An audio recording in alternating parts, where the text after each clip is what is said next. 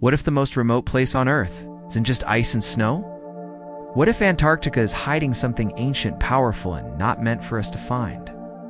McMurdo Station sits quietly on the frozen edge of Ross Island. It's the largest research outpost in Antarctica, home to scientists, engineers, and military personnel from around the world. To most, it's just a hub for cold weather research. But to some, those who've seen things they weren't supposed to, it's a front for something far more mysterious. In 2015, a retired U.S. Navy flight engineer broke his silence. He served at McMurdo Station for 14 years. For security reasons, he asked to be known only as Brian.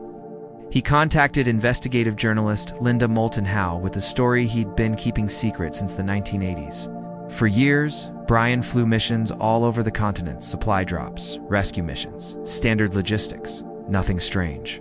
It's nothing out of the ordinary, until one flight changed everything.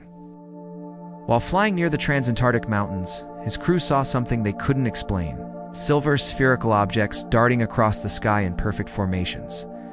They hovered, shifted from peak to peak in synchronized movements, and then vanished. Not once, but over and over. Brian described them as behaving in ways no known aircraft could replicate.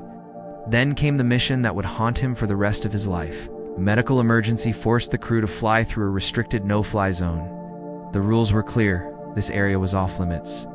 But lives were at stake, and the decision was made. They crossed the boundary. What they saw on the other side defied belief. Below them was a perfectly round hole in the ice, at least 200 feet across, slanted like a tunnel burrowing deep into the earth. It didn't look natural. It looked designed. And as they flew over it, their instruments failed. Electrical systems glitched. Magnetic readings spiked. The aircraft was affected as if the hole itself was emitting some kind of energy. They completed the medical recovery. But when they returned to base, they weren't greeted as heroes. They were met by men in black suits. Not from McMurdo. Not from any agency Brian recognized. They didn't introduce themselves. They didn't smile. According to Brian, the message was simple: you are never to speak of what you saw. You are never to fly over that area again. And this conversation never happened. But the sightings didn't start with Brian.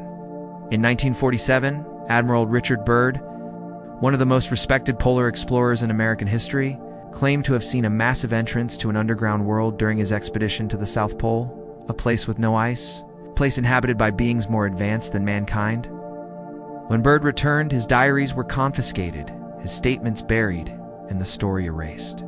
So what's really beneath Antarctica's ice? A lost civilization? A hidden alien base? Or something even stranger, an ancient portal to another world? Why do multiple nations enforce no-fly zones around these areas? Why are whistleblowers silenced?